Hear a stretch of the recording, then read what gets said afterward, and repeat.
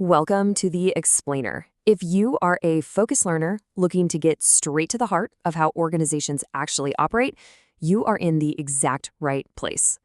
Today, we're taking a highly focused, zero-fluff look at measuring workforce stability by breaking down attrition, specifically cost center by cost center. Okay, let's dive right into this. We're starting with the big picture, the total attrition of an organization, but we are immediately filtering it down by cost center. You know, we really have to move past that massive, sometimes super intimidating number of total company attrition. Looking at the entire organization as just one giant monolith, it honestly just isn't very helpful. Think about it. If your overall turnover is a perfectly manageable 5%, leadership might be throwing a party, right? But what if you categorize that data and suddenly realize, whoa, your R&D cost center is actually bleeding 20% of its absolute best engineers right before a major product launch? By filtering this data into very specific financial and operational buckets, we literally transform a vague metric into a targeted, actionable reality. So the crucial point is, our purpose here isn't just gathering some massive pile of data just for the sake of having it. We're specifically calculating the total attrition localized directly to these individual cost centers. It is all about precision. Think of it like a giant ship. Instead of simply knowing that the entire ship is, say, losing a certain percentage of its crew, we are measuring exactly which deck, which engine room, or which specific department is losing people. That precise measurement, that gives us the absolute clarity we need to actually stop the leak and take some meaningful action. Now, what's really interesting about this is how it reframes our localized data into a super compelling investigation.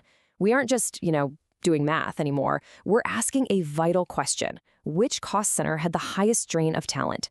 That right there is the absolute core of our analysis. By isolating the data this way, we completely shift our mindset. We go from passively reporting on turnover to actively diagnosing a very specific, localized problem within the business.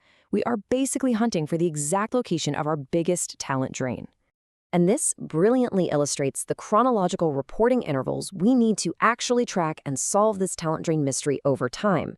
You see, you just can't look at a single, isolated snapshot of data and expect to understand the whole story. It doesn't work that way. We absolutely must look at the ratio across different timelines, monthly, quarterly, and yearly.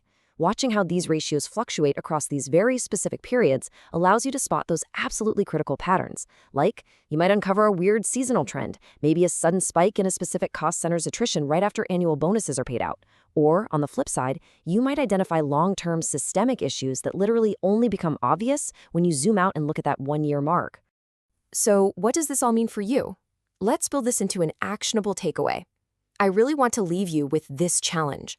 When tracking the ratio monthly, quarterly, and yearly within your own organization's data, which cost center will reveal your highest drain of talent?